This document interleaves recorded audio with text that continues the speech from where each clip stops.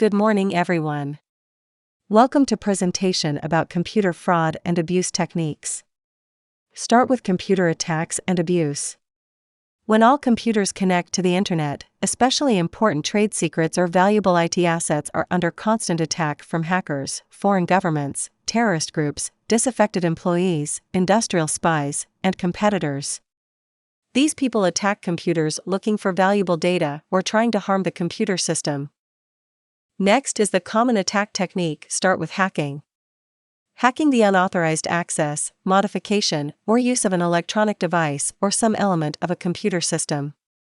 Most hackers break into systems using known flaws in operating systems or application programs, or as a result of poor access controls. Most hackers break into a system using known flaws in operating systems or application programs, or a result of poor access controls, and in any given software that is released, there are approximately 7,000 known flaws. Hijacking is gaining control of someone else's computer to carry out illicit activities, such as sending spam without the computer user's knowledge.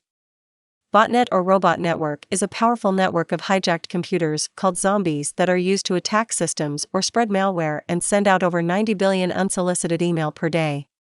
Bot herders is the person who creates a botnet by installing software on PCs that responds to the bot herder's electronic instructions, installing software that responds to the hacker's electronic instructions on unwitting PCs, and using the combined power of the hijacked computers to mount a variety of internet attacks. Denial of service or DOS is a computer attack in which the attacker sends so many email bombs or web page requests, often from randomly generated false addresses, that the internet service provider's email server or the web server is overloaded and shuts down. Are designed to make a resource unavailable to its users. Spamming is simultaneously sending the same unsolicited message to many people. Dictionary attack is using special software to guess company email addresses and send them blank email messages. Splogy is spam blogs created to increase a website's Google page rank. Spoofing is altering some part of an electronic communication to make it look as if someone else sent the communication in order to gain the trust of the recipient. Email spoofing is making a sender address and other parts of an email header appear as though the email originated from a different source. Caller ID spoofing is displaying an incorrect number on the recipient's caller ID display to hide the caller's identity. IP address spoofing is creating Internet Protocol packets with a forged IP address to hide the sender's identity or to impersonate another computer system. Address Resolution Protocol (ARP) spoofing is sending fake ARP messages to an Ethernet LAN. SMS spoofing using Short Message Service (SMS) to change the name or number a text message appears to come from.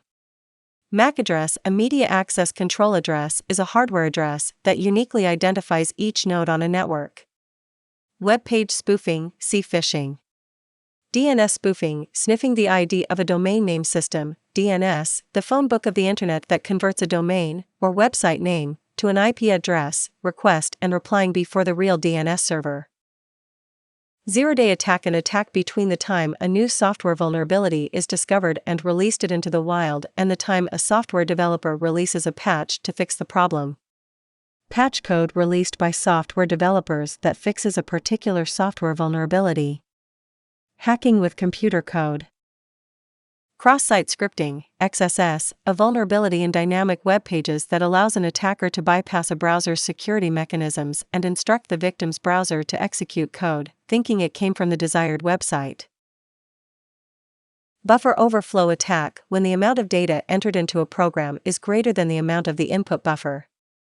The input overflow overrides the next computer instruction, causing the system to crash. Hackers exploit this by crafting the input so that the overflow contains code that tells the computer what to do next. This code could open a backdoor into the system. Buffer overflow exploits can occur with any form of input, including mail servers, databases, web servers, and FTPs. Many exploits have been written to cause buffer overflows. SQL injection, insertion, attack inserting a malicious SQL query in input such that it is passed to and executed by an application program.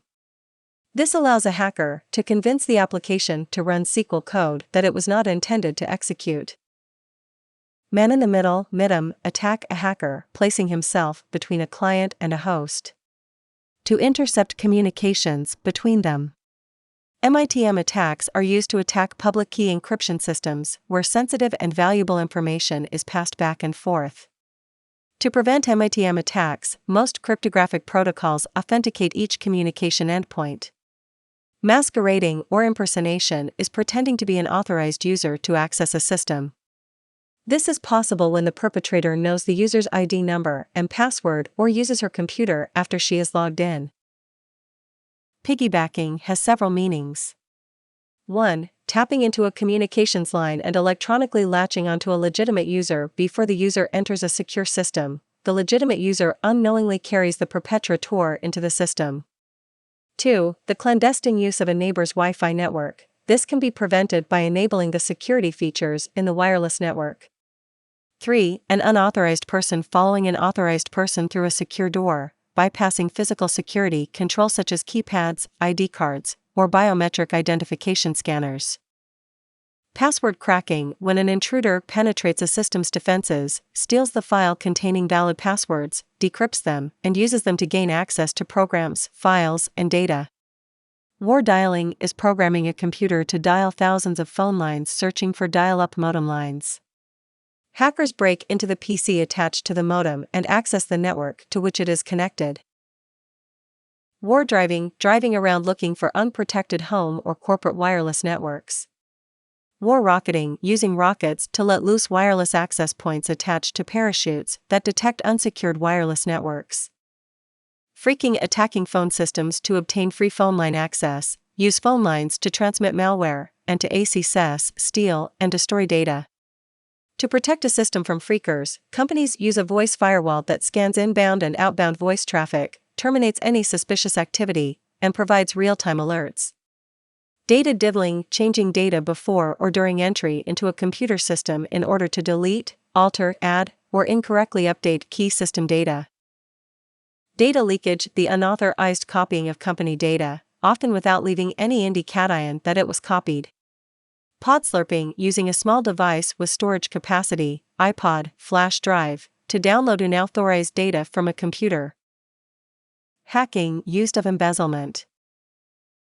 Salami technique: stealing tiny slices of money from many different accounts.